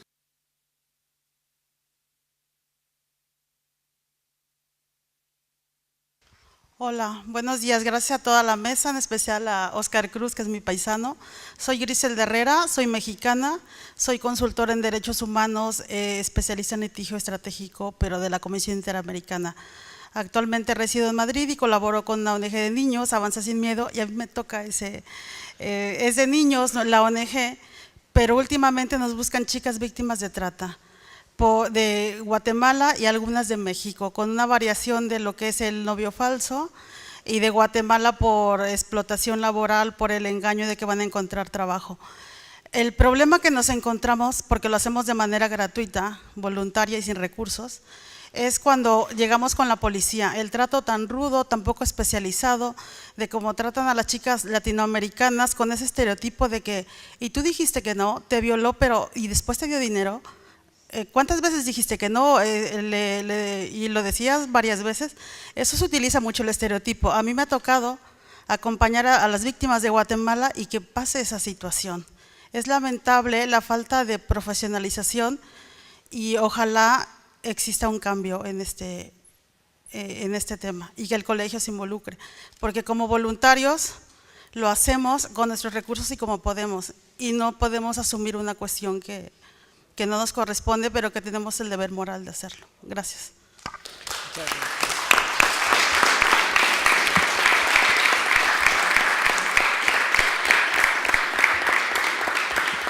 No sé si alguien de la mesa quiere intervenir o decir algo.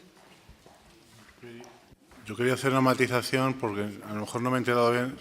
¿Lo que usted hablaba era aquí en España? ¿Me puede decir sitio y lugar? Porque obviamente eso me preocupa muchísimo. Estábamos de Proyecto Esperanza, de Amnistía Internacional, la cónsul de Guatemala y su servidora. Las 4 mujeres, bueno, y estábamos acompañándole un despacho. Y el policía empezó a gritarle y a decirle a la chica, a tratarla de manera muy ruda, porque había dicho si había ido por su voluntad. Esta chica fue traída desde Guatemala, es de origen campesino, indígena. Que da igual el origen que tenga. Bueno, se lo digo por la vulnerabilidad, por eso es lo que estoy comentando, no es por hacer ninguna cuestión. ¿Me puede decir aproximadamente la fecha, más o menos? Le puedo dar los datos cuando usted me diga por y supuesto. decirle porque tiene conocimiento de la Embajada de Guatemala, porque pedí el apoyo consular. Y la chica no ratificó por miedo, por la forma en que la han tratado. Y es muy lamentable que pase. Le digo, por supuestísimo, porque vamos… Nos tuvimos que ir y no quiso ratificar. Y la célula esa de tratantes está creciendo.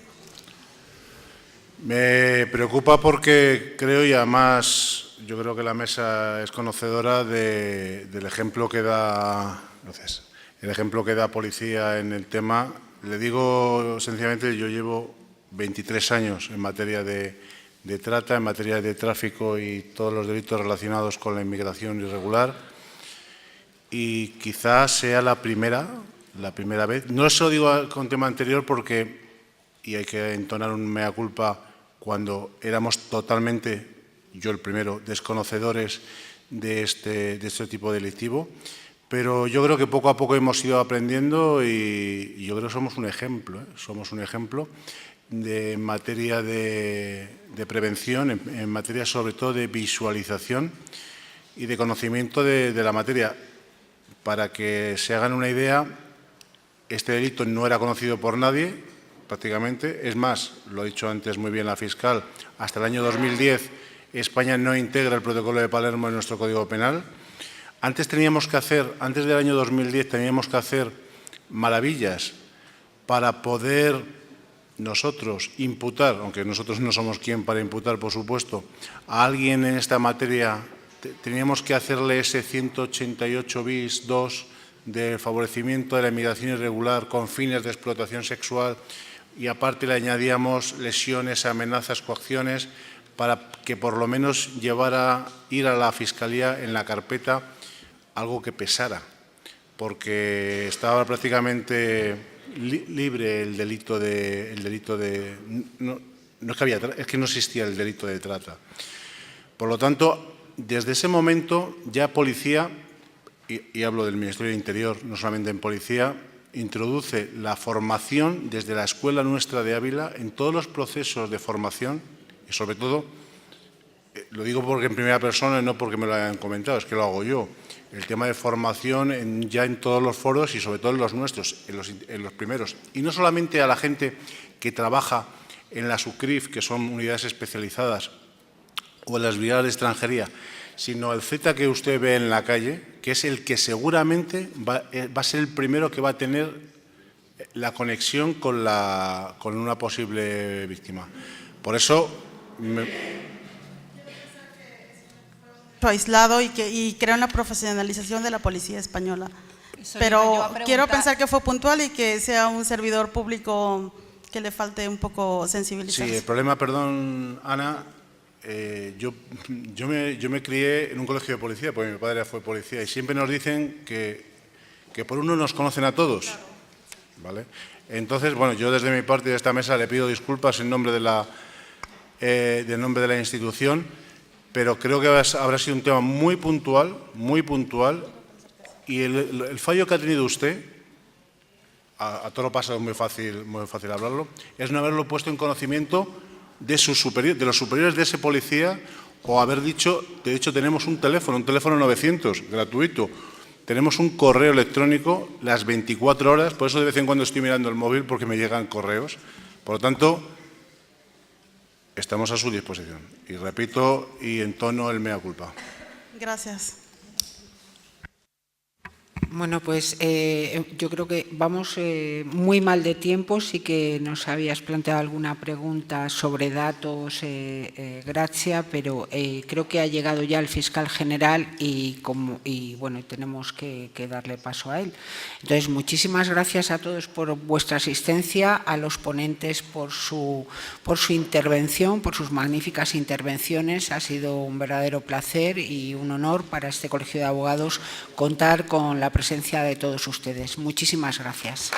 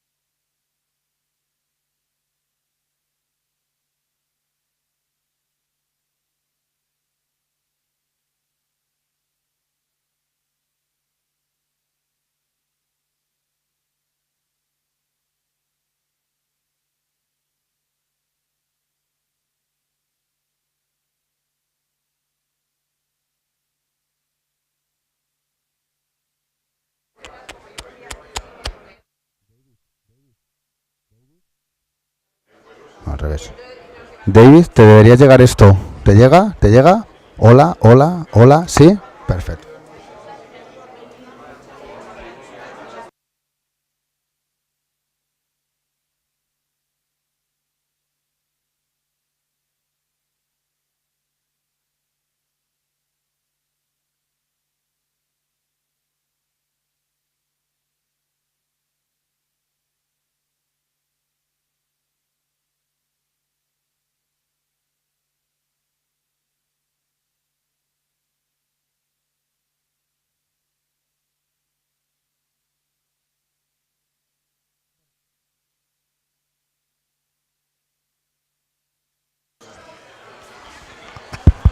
Ahora está, vale, perfecto. Bueno, por favor, necesito que os sentéis todos, un poco de silencio, por favor. Vale, muchísimas gracias. Antes de la clausura final,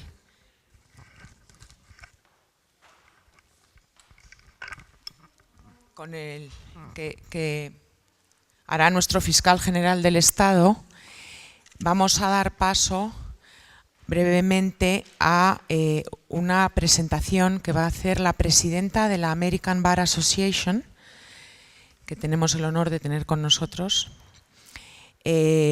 Hilary Bass. Voy a leer en inglés su currículum porque no lo tenemos en español, con lo cual quien necesite traducción simultánea para el español, que por favor se lo coja de atrás. Hilary es presidente de la American Bar Association. Es the world's largest voluntary professional organization with more than 400,000 members. Hilary is one of the most recognized attorneys in the United States. She is also co-president of international law firm Greenberg Traurig, and a prolific trial attorney with a highly successful career of more than 30 years. At Greenberg Traurig, she helps chart the course of the multi-practice firm with approximately 2,000 attorneys across 38 offices worldwide. She currently serves on the firm's executive committee and previously served an 8-year term as a national chair of its 600-member litigation department. Hilary is also founder of the former chair of Greenberg Traurig's Women Initiative. So thank you very much for being with us, Hilary.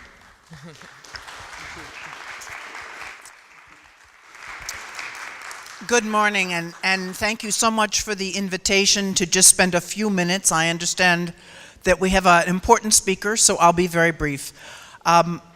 Thank you to the Madrid Bar for putting on a phenomenal conference. I know how hard you must all have worked to have done this. It was really phenomenal, and what it makes clear is how similar the issues are for attorneys throughout the world.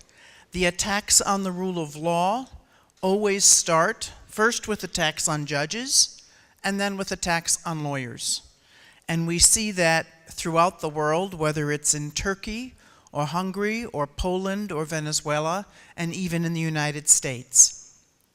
What I tell my members when they ask, what can we do and how do we make sure that the rule of law is not undermined, is to remind them that at least in the United States, lawyers are currently held in higher esteem than they have been for many years. And the reason for that is because there's a recognition among our citizens that our democracy is not self-executing. It doesn't continue on its own. That it takes lawyers to ensure the security of our democratic institutions. And so in the United States, whether it's state attorney generals running into court, saying that our president's orders are unconstitutional, or lawyers standing in airports with signs volunteering to represent immigrants who are coming into the United States and are being stopped because of conflicting immigration orders, lawyers are recognized today as having an important role to play. And so as Bar Association leaders, it is critical that we take advantage of this opportunity. We must educate our public about our constitutions, about the importance of the independence of the judiciary. Because I can tell you in the United States, the most recent study reflects that only 26% of American citizens can even identify our 3 branches of government. That's a very sad statement, but it's a reflection of the lack of focus on basic civics education. And if you want to have a strong citizenry who will stand up to challenges to our democratic institutions, you must start with people who understand the way they are supposed to work. So first and foremost, bar associations must help educate. We must also engage, whether it's, as your panel yesterday suggested, actively engaging in legislation, actively engaging in bringing litigation in to courts when actions are inappropriate under your constitutions, or additionally, representing people on a pro bono basis. One of the things that the American Bar Association is very focused on is training people to be pro bono advocates, whether it's for immigrants who are coming into immigration court without representation, or sex trafficking victims, to help the police identify who the likely victims are and ensure that these young women have counsel when they go into court. Or one of my focuses this year has been on homeless youth. There are 100 million children in this world who live on the street, and they all need basic legal information, whether it's how to get into school, how to access their birth certificates, how to access governmental benefits. These are things that bar associations can help with. And the American Bar very much looks forward to working with all of you to implement programs to ensure that there is pro bono assistance for children throughout the world. I know that your next speaker is ready to speak, so I will make it brief by simply saying thank you again for allowing me to participate with you in this important conference, and I very much look forward to working with the bar associations represented here today to achieve our common goals. So thank you so much.